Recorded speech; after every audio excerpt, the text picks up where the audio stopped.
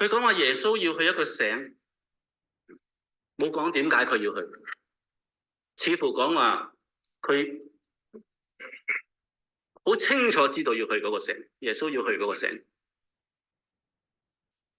就好多人跟住佢去，極多個人，幾百、成千，總唔知佢話極多個人跟住耶穌，成大班人一路朝住嗰個城一路去。點解咁多人跟佢㗎？因為佢醫咗好多盲眼嘅人、跛嘅人走返路，大麻風嘅人突然間清潔，個病好返，聾嘅人聽到，所以好多人一大棚人跟住佢一路去，向住一個城去。咁喺嗰個城又有一大棚人從嗰個城出嚟，行去向城門嗰度出嚟，一大班人，兩班人完全唔同嘅心情。一班跟住耶穌嘅人，佢哋嘅心情興奮。點解興奮啊？有希望，有希望，有希望。因為呢個人係有生命力嘅。聾嘅人，哎呀，我聽到啦，聽到啦。盲嘅人，哎呀，我見到啦，我見到啦。有生命力嘅。麻風爛身爛晒嘅人，耶穌話：你乾淨啦。可能啲肉就即刻雪咁白，BB 仔嘅肉咁白。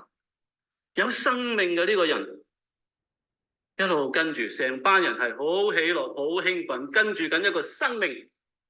邊個人帶頭行緊啊？生命。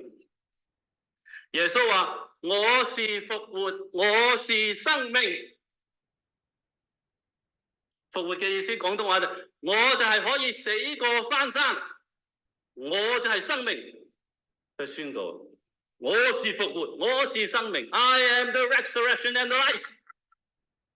而且佢哋啲人見到佢真係咁嘅喎，好有希望，好光明，跟住佢大棚人，極多個人跟住佢一路行，哇，好有生命。